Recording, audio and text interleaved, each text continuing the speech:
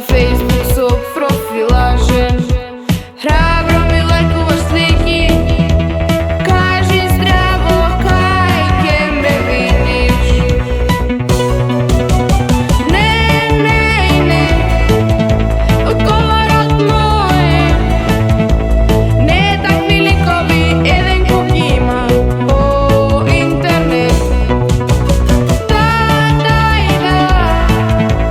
Samo za ljubav da ti ne možeš da sakraš, nekomu da podadeš raka.